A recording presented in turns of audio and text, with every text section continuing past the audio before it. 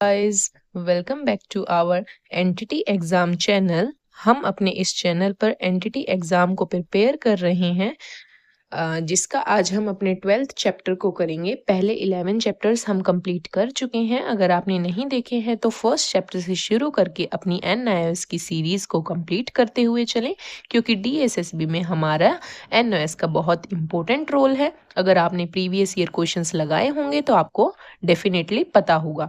तो लेके माँ सरस्वती का नाम और शुरू करेंगे आज का अपना अध्ययन। आज का हमारा चैप्टर है विकासोचित ईसीसी पाठ्यचर्या की योजना।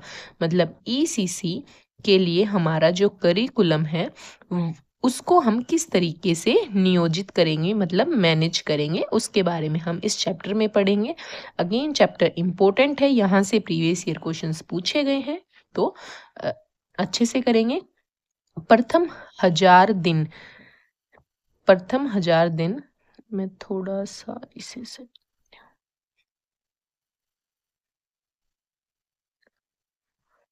प्रथम 1000 दिनों के महत्व को सभी ने स्वीकारा है कि ये जीवन पर्यंत हेतु निर्णायक है। मतलब बच्चे के जो पहले 1000 दिन होते हैं वो बहुत इम्पोर्टेंट माने जाते हैं। विशेषतः पूर्व विद्यालय स्तर पर यह सुनिश्चित करना आवश्यक हो जाता है कि आवश्यक परिपक्वता तथा प्रयोगात्मक अनुभव बच्चे को प्रदान किए जाएं। मतलब बच्चे को हम एक्सपीरियंस प्रोवाइड करें, एक्सप्लोर करवाएं इन 1000 दिनों में। वो हमारे भविष्य के लिए, बच्चे के लिए बहुत इम्पोर्टेंट होंगे, जो अपने सार्थक सामर्थ्य के अनुसार उन्हें सीखने एवं बढ़ने में मदद करेगा। इसके लिए आवश्यक है कि हम बच्चे के सर्वांगीण विकास को सुनिश्चित करने के लिए उपयुक्त विकासात्मक प्रारंभिक बाल्यावस्था की पाठ्यचर्या की योजना बनाएं। मतलब करिकुलम पहले से ही डिसाइड करें। आज ये हाईलाइट थोड़ा डार्क हो गया है, होप आपको थोड़ा समझ आ रहा होगा। आयु तथा विकासोचित ईसीसी कार्यक्रम का अर्थ और महत्व। अब हमारी जो एज है और जो डेवलपमेंट नीड्स हैं बच्चे की, उसके अनुसार ईसीसी का करिकुलम का अर्थ और महत्व क्या है। उच्च कोटि के ईसीसी पाठ्यक्रम में योजना एक मुख्य आधार है। मतलब योजना मतलब प्लानिंग बहुत इम्पोर्टेंट है। छोटे बच्चों के लिए योजना बनाने का अर्थ है आगे की सोचना। आगे की सोचना मतलब थिंकिंग अहेड। मतलब प्लानिंग का मतलब है कि हम पहले ही आगे की सोच के उस योजना को बना रहे हैं। पूछ सकते हैं एग्जाम में कि थिंकिंग अहेड जो है वो प्लानिंग से किस तरीके से जुड़ा हुआ है, सकारात्मक तरीके से, नकारात्मक तरीके से। तो आपको पता होना चाहिए। पाठ्यक्रम के लचीले होने की आवश्यकता है, मतलब कि वो फ्लेक्सिबल हो। मतलब क्लासरूम में अगर हमारे करिकुलम को थोड़ा बहुत चेंज करने की ज़रूरत है तो हम उसको चेंज कर सकें, वो रिजिड ना हो, मतलब फिक्स ना हो कि जो चीज़ लिखी है सिर्फ वही हमें करवानी है। सिचुएशन के अकॉर्डिंग हम उसे चेंज कर सकें। यद्यपि अपने लक्ष्य और उद्देश्य को प्राप्त करने के लिए शिक्षक को योजना बनाने की ज़रूरत होती है। प्लानिंग हर काम की बहुत ज़रूरी है। अगर आप डीएसएसबी का एग्जाम, मैं आपको एग्जाम्पल दे रही हूँ, अगर आपको डीएसएसबी का एग्जाम क्रैक करना है तो आप अभी से 3 मंथ पहले, या बच्चे तो 6-6 महीने 1 साल से मेहनत करते हैं, तो प्रॉपर प्लानिंग करके चलते हैं कि मुझे पार्ट ए कहाँ से करना है, इंग्लिश कहाँ से करनी है, मुझे नीतू सिंह से पढ़नी है, किससे करना है। और ऐसे ही करके जैसे पार्ट बी जो मेरा 100 मार्क्स का है, 100 मार्क्स अपने आप में बहुत ज़्यादा वेटेज है, तो उसको मुझे कहाँ कहाँ से करना है, किन किन सोर्सेज से मुझे कंप्लीट करना है ताकि मेरे 100 मार्क्स कवर हो सकें। मुझे एनओएस भी पढ़ना है, मुझे एनसीएफ भी पढ़ना है, मुझे एनईपी भी पढ़नी है, मुझे पीवाईक्यूज भी प्रैक्टिस करने हैं और मुझे एक्स्ट्रा क्वेश्चंस भी प्रैक्टिस करने हैं। तो ये सब हमारी प्लानिंग पहले से ही होनी चाहिए भाई, किसी भी काम को अगर हम सफलता के शिखर तक पहुंचाना चाहते हैं तो। वही बात हमारे इसमें कही गई है कि प्लानिंग बच्चे की सभी जरूरतों को पूरा करेगी। एक उच्च कोटि का ईसीसी कार्यक्रम पाठ्यचर्या 5 पहलुओं, शारीरिक, गत्यात्मक, मानसिक, भाषाई, सामाजिक, संवेगात्मक विकास और कला एवं सौंदर्यात्मक पर आधारित, मतलब कि वो सभी पर आधारित होता है। ये नहीं कि उनका करिकुलम केवल शारीरिक फिजिकल एस्पेक्ट को ध्यान रखेगा, नहीं, वो motor development, mental development, language development, सामाजिक संवेगात्मक, कला एवं सौंदर्य, मतलब हर चीज को ध्यान में रखेगा। गतिविधि और अनुभवों के द्वारा एक संतुलित, मतलब हर एक का अपना वेटेज होगा हर एस्पेक्ट का, दैनिक कार्यक्रम प्रस्तुत करता है। उदाहरण के लिए एक बच्ची शारीरिक रूप से तो विकसित है, परंतु उसकी भाषा का विकास नहीं हुआ है। तो यह एक बच्चा बहुत ही सचेत है और उसके साथ अब उसकी समझने की क्षमता बहुत ही तीव्र है, परंतु उसे चलने में परेशानी है। इसलिए बच्चे की विविध आवश्यकताओं की पूर्ति हेतु शिक्षक को योजना बनाते समय बच्चे की आयु, ये इंपॉर्टेंट याद रखेंगे, बच्चे की आयु, जरूरत, नीड, रुचि, इंटरेस्ट, विकास मतलब डेवलपमेंट को ध्यान में रखना चाहिए। मतलब बच्चे की एज क्या है, बच्चे की नीड क्या है, बच्चे का डेवलपमेंट लेवल किस स्तर तक है, उन सभी को ध्यान रखना चाहिए। ये हमारे छोटे बच्चों को तनाव, दबाव मुक्त परिपेक्ष एवं उद्दीपन वातावरण में फलने फूलने के लिए विकसित करने में मदद करता है। जहाँ पर कार्यक्रमों में लचीलापन, फ्लेक्सिबिलिटी होना बहुत इंपॉर्टेंट है। तो ये वर्ड हमारे पॉजिटिविटी की तरफ हमें लेके जाएगा, सभी बच्चों की आवश्यकताओं को पूरा करता है। अब हम पढ़ेंगे ईसीसी पाठ्यचर्या की प्रासंगिकता की आवश्यकता एवं महत्व। मतलब जो हमारा ईसीसी करिकुलम है उसकी क्या नीड्स और इम्पोर्टेंस है उसको पढ़ेंगे हम। और वो कॉन्टेक्चुअलाइजेशन, ये जो प्रासंगिकता वर्ड लिखा हुआ है इसे हम रुको, ये जो प्रासंगिकता वर्ड लिखा हुआ है इसे हम इंग्लिश में कॉन्टेक्चुअलाइजेशन कहते हैं। कॉन्टेक्चुअलाइज्ड का मतलब क्या होता है कि जिससे बच्चा परिचित है, मतलब जिस भी चीज को बच्चा पहले से जानता है उससे पढ़ाकर, हम उस चीज को पढ़ाकर उससे नई चीज, अपरिचित वस्तु को सिखाते हैं, तो वो कॉन्टेक्चुअलाइज्ड लर्निंग होती है कि बच्चे को जो पहले पता है उससे हम नई चीज को कनेक्ट करके सिखा रहे हैं। वही हमारी प्रासंगिकता, ये जो है प्रासंगिकता कॉन्टेक्चुअलाइज्ड लर्निंग होती है।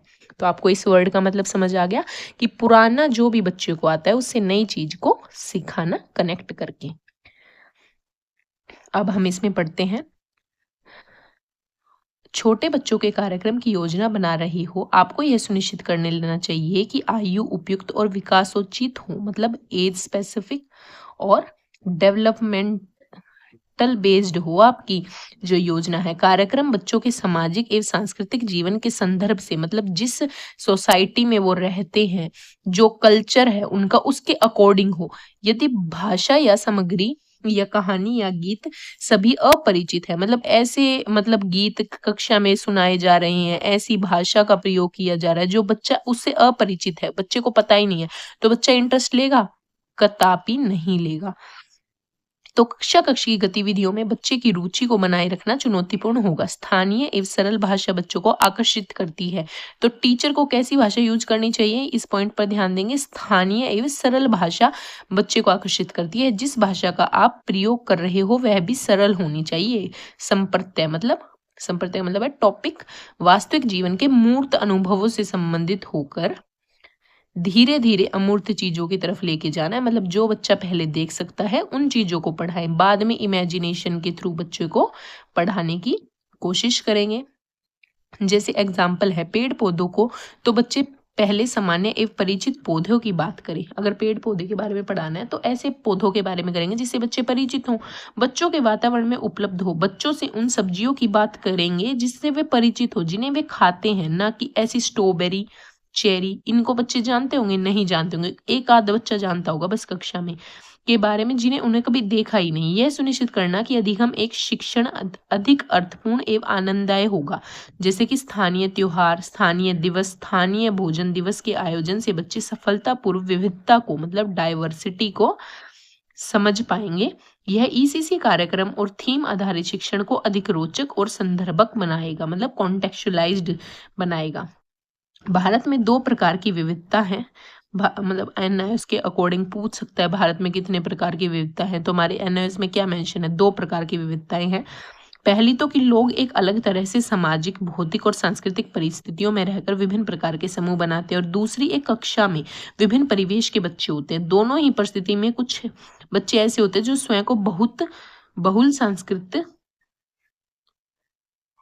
बहुल संस्कृत का हिस्सा मान लेते हैं, यद्यपि उनकी अपनी सामाजिक पहचान वैसी नहीं होती। एक ही तरह की पाठ्यचर्या दोनों ही समूह के बच्चों के लिए उपयुक्त नहीं होगी। ग्रामीण क्षेत्रों के बच्चे परिवहन के साधनों के बारे में शहरी क्षेत्रों के बच्चों से अलग तरह के उत्तर देंगे। अब जो भी परिवहन के साधन हैं, अब जो हमारे अगर हम शहर में रहते हो तो परिवहन के साधन क्या होंगे? बस होगी, कार होगी, एरोप्लेन होगा। बट ग्राम में क्या होगा? बुलगाड़ी होगी और घोड़ा सवारी होगी, इस तरीके के साधन होंगे। तो दोनों बच्चों के लिए दोनों के उदाहरण एग्जाम्पल अलग अलग होंगे, इसलिए हमें दोनों को ध्यान में रख के अपना करिकुलम डिजाइन करना है। शहरी क्षेत्रों के गरीब बच्चों को केवल धार्मिक स्थलों से ही भोजन मिलने की संभावना रहती है। ऐसे बच्चे की समझ अलग तरह की होगी। ग्रामीण क्षेत्रों का बच्चा कह सकेगा कि मैं जहाँ पुजारी से मिलता हूँ, मंदिर वहीं है। जबकि शहरी क्षेत्र का एक गरीब बच्चा यह कह सकता है कि जहाँ मैं भोजन प्राप्त करता हूँ, मंदिर वह है। तो बच्चा जहाँ पर रहता है, जो कल्चर जो समाज में रहता है, उसके अनुसार बच्चे के जो उत्तर है, जो समझ है, वो चेंज होती रहती है। इसलिए हमें क्लासरूम में सबका ध्यान रखना है। नियोजन, नियोजन मतलब प्लानिंग का मुख्य सिद्धांतों में से एक है कि बच्चे की सामाजिक वास्तविकताओं को समझा जाए और उनके अनुरूप कार्य किया जाए। पाठ्यचर्या या विषय वस्तु से किसी विशिष्ट दिशा हेतु उत्तरों की अपेक्षा नहीं करनी चाहिए कि पाठ्यचर्या में जो लिखा है वैसा ही उत्तर बच्चा देगा। नहीं, बच्चा अगर अपने समाज, अपने कल्चर के हिसाब से उत्तर दे रहा है तो उसको भी कक्षा में महत्व देना है। बहुसांस्कृतिक भारतीय समाज, अब हमारा जो भारतीय समाज है वो कैसा है? बहुसांस्कृतिक है, मतलब उसमें बहुत सारे मल्टीकल्चर इंडियन सोसाइटी है हमारी। विविध सांस्कृतिक पाठ्य पृष्ठभूमि के बच्चे जब एक ही प्री स्कूल में प्रवेश लेते हैं तो वे एक सामाजिक पहचान पाते हैं। अब एक ही कक्षा में एक सिख बच्चा है, एक मुस्लिम बच्चा है, एक हिंदू बच्चा है, अलग अलग धर्म के, अलग अलग संस्कृति के, कुछ कोई केरला का है, कोई पंजाब का है, कोई राजस्थान का है, कोई चंडीगढ़ का है, तो अलग अलग पृष्ठभूमि के बच्चे एक ही कक्षा में जब शामिल होते हैं तो बहुसांस्कृतिक कक्षा बन जाती है वो। बच्चों में सामाजिक और सांस्कृतिक संदर्भ से जुड़े संदर्भ को पाठ्यचर्या में कई तरीकों से शामिल किया जाना चाहिए। इसलिए ऐसा करिकुलम बनाओ जिसमें सभी कम्युनिटीज के कल्चर्स को यूज किया जाए। खान पान की आदतें, त्योहार का मनाना, कपड़े, रीति रिवाज, परंपराएं स्कूल के प्रति बच्चों के दृष्टिकोण को प्रभावित करते हैं। उदाहरण के लिए कक्षा की भाषा न समझने वाला बच्चा अपने आप को अलग थलग महसूस करेगा, या चावल खाने वाले परिवार का बच्चा रोटी में कठिनाई महसूस करेगा।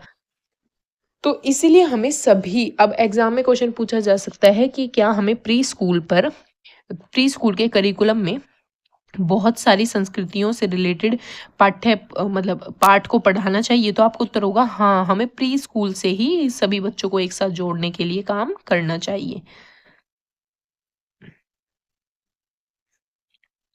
जब हम आप ये पढ़ सकते हैं, अगर आप पढ़ना चाहते हैं तो ये मतलब उदाहरण के थ्रू आपको समझाया गया है।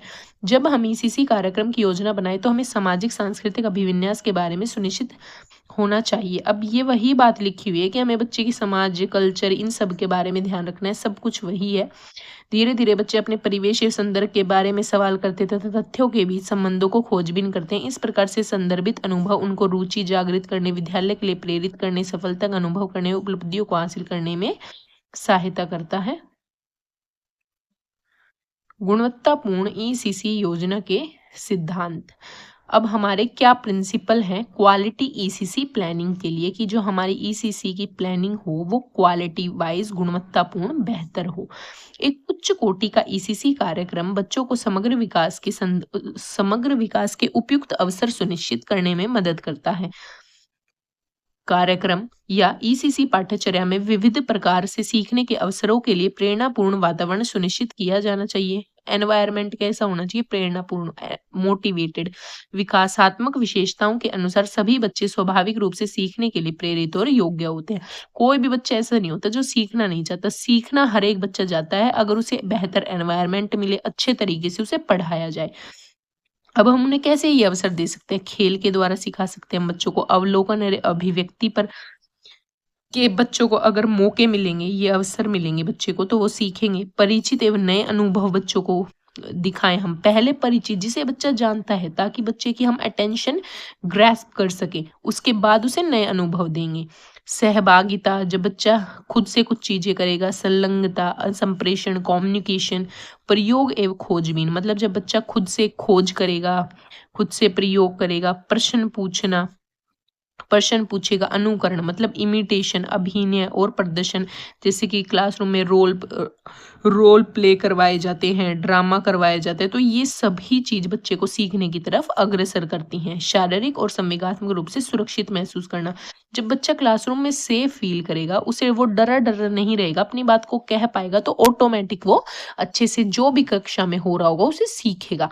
अब ये हमारा मोस्ट इम्पोर्टेंट पॉइंट है इस चैप्टर का, जिस पे हमें फुल फोकस देना है। ईसीसी के उद्देश्यों तथा प्री स्कूल बच्चों के विकासात्मक विशेषताओं को ध्यान में रखते हुए MWCD ministry of women and child development ने अपने पाठ्यचर्या रूपरेखा 2013 में कार्यक्रम नियोजन मतलब प्रोग्राम प्लानिंग, कि हम प्रोग्राम जो भी हम ईसीसी में अपना प्रोग्राम चलाएंगे उसकी प्लानिंग हम किस तरीके से करेंगे, किस सिद्धांत मतलब उसके प्रिंसिपल्स। तो हम अपने प्रोग्राम प्लानिंग के प्रिंसिपल्स को पढ़ेंगे कि हमें किन बातों को ध्यान रखना है। तो शुरू करेंगे।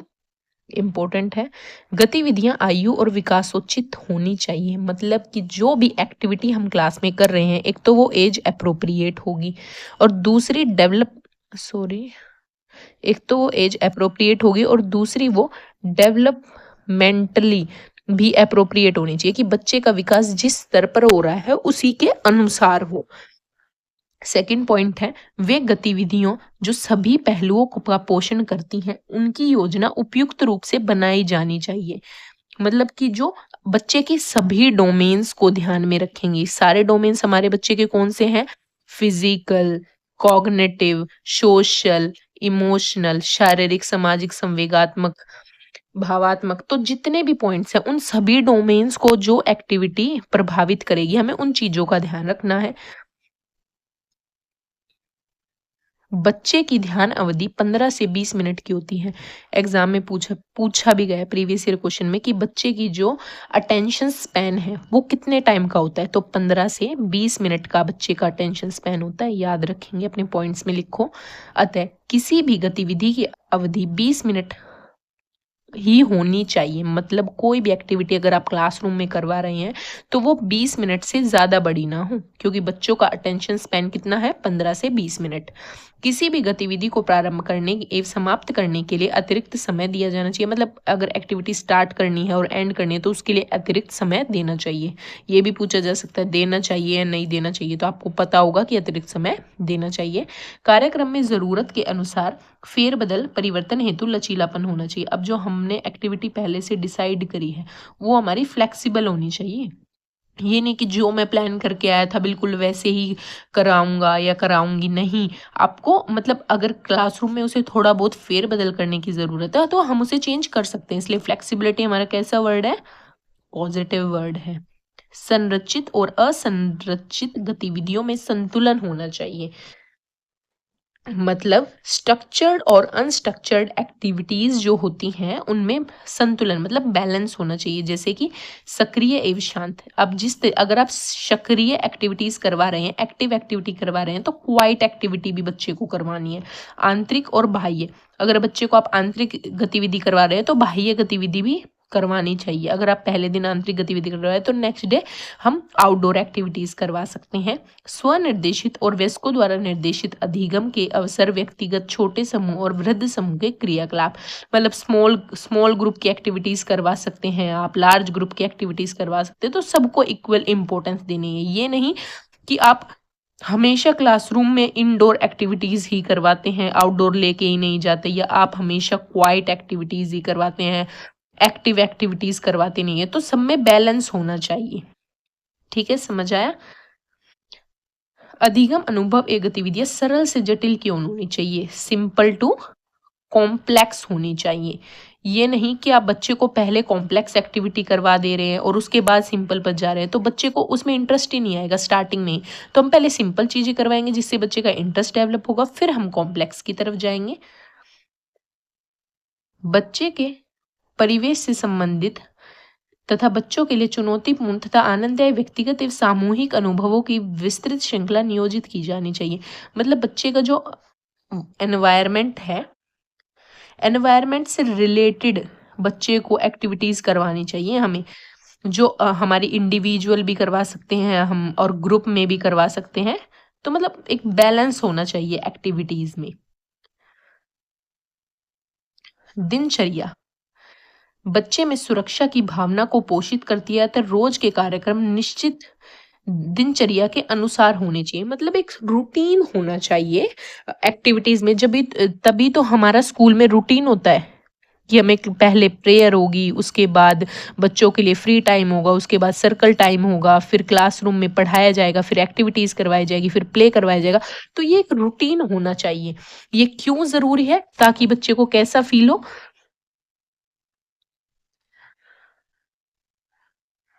कहाँ पे थे हम?